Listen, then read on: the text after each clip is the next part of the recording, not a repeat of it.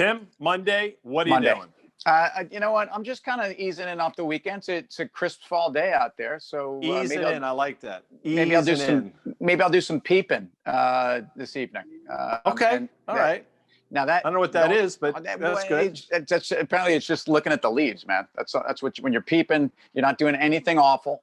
You're just looking at the leaves. That's what I'm doing. It's an odd thing. It seems like an odd thing to do at night, though. I mean, my sense is, the peep is like, early afternoon. But that's a good point. So therefore, if I tell people I'm peeping tonight, maybe I'm actually just walking around the neighborhood in the dark.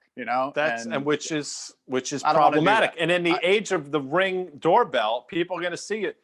Anyway, so I don't want to do that. You look like you're a little tired, man. You up late last night? Yeah. For whatever reason, I couldn't get. Maybe I was in the I was basking in the afterglow of a giant victory, although I don't think that is. But it's not a giant victory. It's not a giant victory. It's a Redskin loss. And we're now one more win away from Trevor Lawrence. But anyway. So you're up late, and I'm doing the channel surf thing, and I don't know, it must have been the HBO or one of the Showtime, and it's on. I get about 30 minutes into Cleopatra, the great 1963. Cleopatra. What is that doing on Showtime? I mean, no wonder Showtime's going out of business. It's late. All right. Late. Sorry, that wasn't fair. It was the great Roddy McDowall is in Cleopatra. Love Roddy. His greatest role, of course, was in Planet of the Apes. I know you know that, but yeah, I mean, we've talked about Planet of the Apes. Charlton Heston riding down the beach with what was her name?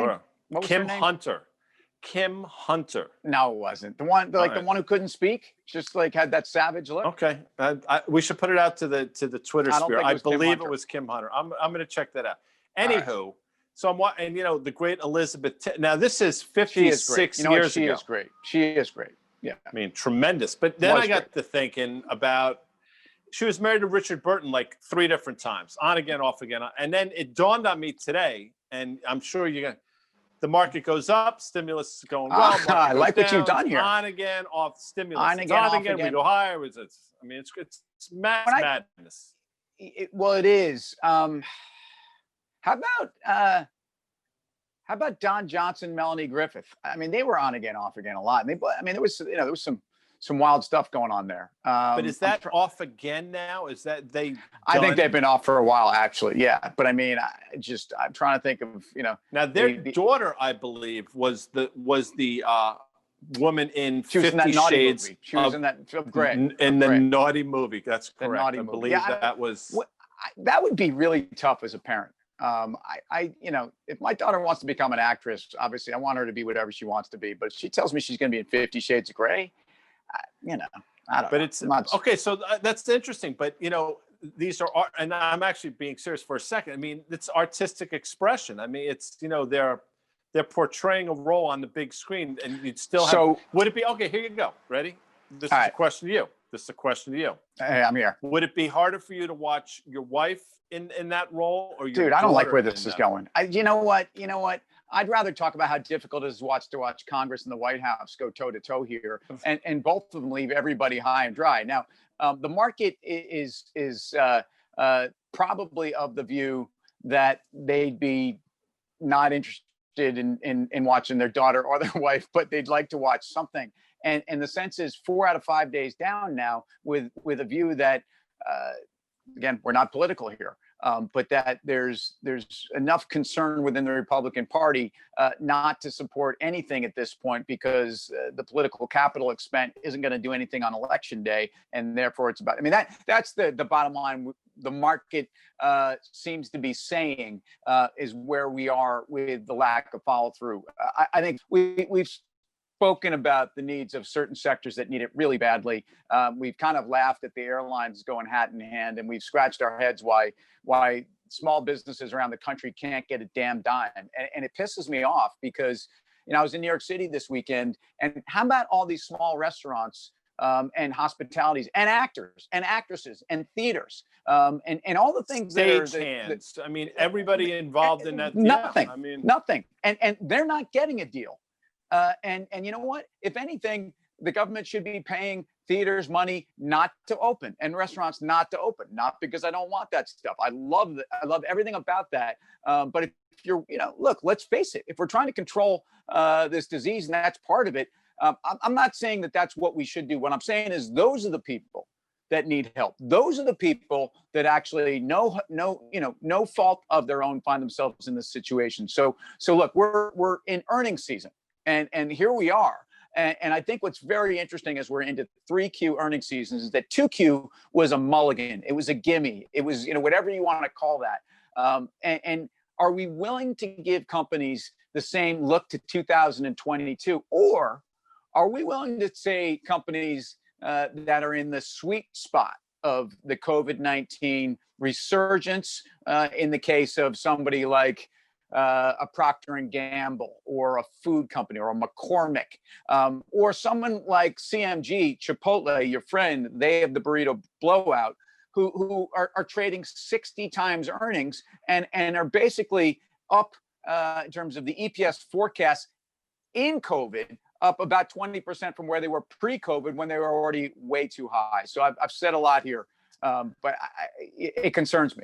No, it should be concerning. And I think to your point about earnings, last quarter, companies were getting a mulligan, but the world's changed a lot in one quarter. I mean, there's no clarity in terms of, when we get to the other side of this thing. As a matter of fact, there are people out there would say it's actually going to get a lot worse before it gets better. I have no idea. Honestly, nobody has any idea. But what I think has become abundantly clear is the certainty that many people spoke with a few months ago. I mean, I'm not talking about us on TV, but if you listen to some of the politicians, that certainty is going away. And here we are on the eve of basically November, flu season about to kick in, and it doesn't feel like we got through the first wave, and that doesn't augur particularly well for the next couple of quarters of earnings.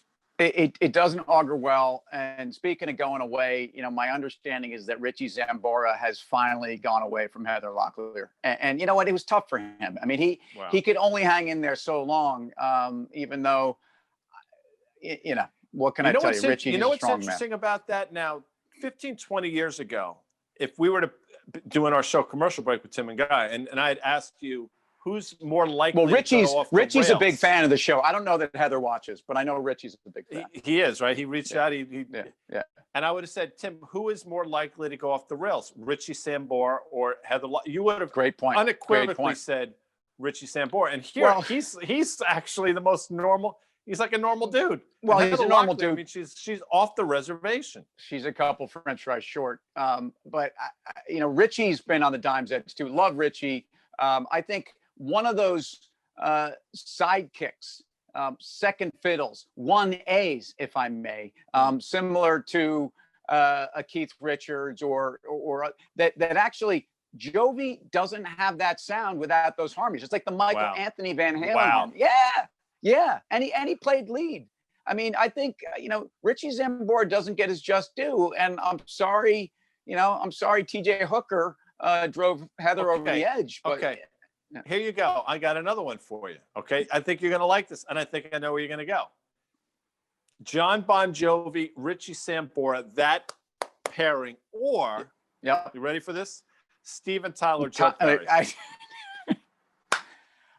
Look, and you know where I'm going to go. I'm going Jovi. I'm staying local. I think Smitty, despite Sweet Emotion, which is Kickin', Dream On, the album featuring Dream On, right? It didn't have a name. It was called Featuring Dream On, with them kind of in the clouds. Album, as they say, right? Yeah. No, I mean, it's tremendous. But I think Smitty's overrated. And you know that I know that I think that they're overrated, and I'm sorry about that guy.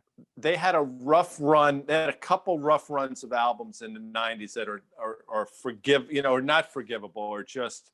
Well, Alicia Silverstone and Liv Tyler saved them. Liv Tyler and Alicia Silverstone in that video for, I think, Crazy, whatever it's that saved them. That was a great video. Go back and watch that. I'll watch some Wanted Dead or Alive, and I'll see you tomorrow. I'll talk to you later.